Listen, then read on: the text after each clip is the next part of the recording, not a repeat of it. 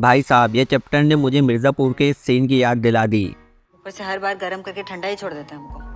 अब देखो, 2 चैप्टर पहले ही इतनी मेजर फाइट ओवर हुई थी और सबको लग रहा था कि कुछ टाइम के लिए नो फाइट और सिर्फ पीस रहेगा लुकिज्म यूनिवर्स में। लेकिन पीटीजे ने कहा ऐसे कैसे, ये मेरा एरिया है, अपन जैसा चाहेगा वैसा ही होगा। और लो भाई, मोस्ट अवेटेड फाइट गीते किम वर्सेस शिनुआन इज हैपनिंग। हम में से किसी ने भी ये एक्सपेक्ट नहीं किया होगा कि इनका फेस ऑफ हो सकता है, बट देखो ये सच में हो रहा है। और करंट टाइम का शिनुआन स्ट्रॉन्ग है जैक किम से, तो इसी बैटल से हमें पता चल जाएगा कि गीते किम कितना स्ट्रॉन्ग है। और देखो, इसमें कोई प्रेडिक्शन देने की जरूरत नहीं है, हम जानते हैं गीते किम ही जीतेगा ये battle. But the question is how, क्या वो बहुत डोमिनेट करके जीतेगा या फिर ब्रूटली फाइट करेगा। बिकॉज उसके सामने शिनुआन है जो कि खुद में ही एक बहुत बड़ा बीस्ट है, उसे हराना भी इतना इजी नहीं है। ये भी गन और बो वाली कैटेगरी में आता है, 1.5 जनरेशन से बिलोंग करता है। बट अब आप लोग होप करो कि शिनुआन रेस्ट इन पीस ना हो जाए, बिकॉज ये मैटर जैक किम के लिए पहले ही बहुत पर्सनल है। और अब अगर शिनुआन का सत्यानाश कर दिया गीते किम ने तो मामला बहुत खराब होने वाला है। और ये हम सब जानते हैं कि फर्स्ट जनरेशन के टाइम गीते किम कितना ब्रूटल था। वो अपने ओपोनेंट को हरा कर उसका कोई बॉडी पार्ट ले लेता था या फिर कच्चा मीट खाना तो उसके लिए नॉर्मल था। तो कहीं अपने शिनुआन की आंख न निकाल ले ये, बिकॉज इस फाइट में मेरी बेट गीते किम पर है। और वो इसलिए बिकॉज जब किसी कैरेक्टर को स्ट्रॉन्ग दिखाना होता है तो उसे किसी ऐसे कैरेक्टर के सामने ले जाते हैं जो कि ऑलरेडी अच्छा खासा स्ट्रॉन्ग हो। और हम इन दोनों को ही जानते हैं कि कितने स्ट्रॉन्ग है ये। बट पॉइंट ये है कि ये आर्क गीते किम पर फोकस करने वाली है, तो आई एम प्रीटी श्योर कि शिनुआन का बहुत बुरा हाल होने वाला है इस फाइट में। बिकॉज अगर आप चैप्टर की लास्ट में देखोगे तो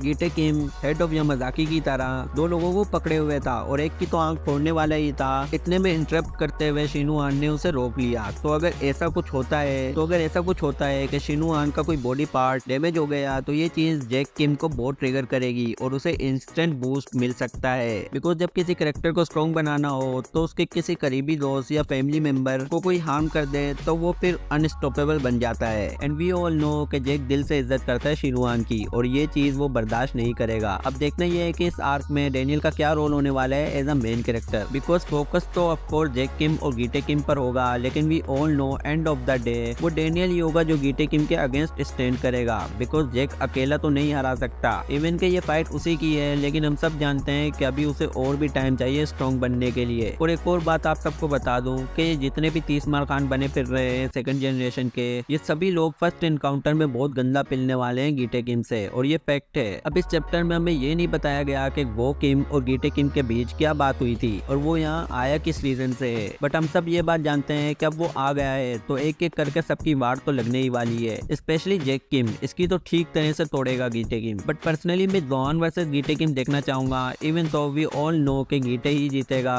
बट उसका फेस रिएक्शन देखने वाला होगा, एटलीस्ट एक मोमेंट के लिए तो वो शॉक हो जाएगा जोहान की एबिलिटीज देखकर। एंड जो बंदा उसे टक्कर की फाइट दे सकता है करंट टाइम पर वो है अपना बिग डेनियल। बिकॉज गन तो प्रिजन में है और हम नहीं जानते कि वो कमबैक कब करेगा, और वो तो वैसे ही गीते किम के साइड पर है। तो ओवरऑल देखा जाए तो इस मॉन्स्टर को रोकने वाला अपना सीनियर बॉडी वाला यूआई डेनियल ही है। एंड मुझे ऐसा लग रहा है कि पास्ट में गीते किम की और वो जो ओनर रहा होगा बिग डेनियल की बॉडी का, इनका आपस में इनकाउंटर तो हुआ होगा। बिकॉज वर्कर्स के टाइम हमें ये चीज टीज की गई थी, जब बिग डेनियल बजा रहा था लिटिल डेनियल को तो उसने कुछ रफ मूव्स यूज किए थे जो बहुत ही ब्रूटल थे। एंड मुझे तब से ही लग रहा था कि वो मूव्स गीते किम के ही हो सकते हैं। और अगर ऐसा हुआ तो भाई एक और सीक्रेट इन्वॉल्व हो जाएगा इस स्टोरी लाइन में, जिससे डेनियल की प्रेजेंस और भी ज्यादा फील होगी हमें। फिर तो ये थी आज की वीडियो। और हाँ, मेरी लास्ट वीडियो पर किसी ने कमेंट किया था कि मैंने उसकी वीडियो देखकर अपनी वीडियो बनाई है। And when I saw his video I was shocked. Literally एक कोइंसिडेंस हुआ, लेकिन काफी मजेदार था वो मेरे लिए। बिकॉज जिस थ्योरी पर मैंने बात की थी उससे मिलती जुलती थ्योरी थी इस भाई की, और तो और हमारा थंबनेल भी काफी सिमिलर था, लोल। बट लेटर मैंने उसकी वीडियो देखी और मुझे लगा कि इस बंदे को भी क्रेडिट दे देना चाहिए। भले मैंने इसकी वीडियो कॉपी नहीं की, बट एटलीस्ट इसने एक मंथ पहले अपनी वीडियो में काफी सिमिलर सा लॉजिक दिया था। तो इसीलिए भाई को थोड़ा प्यार दो और सपोर्ट करो, बिकॉज हम नहीं करेंगे तो कौन करेगा। खैर, आज के लिए इतना ही। अगर वीडियो पसंद आई है तो लाइक करो, चैनल को सब्सक्राइब करो। मिलते हैं नेक्स्ट वीडियो में। Till then, good bye.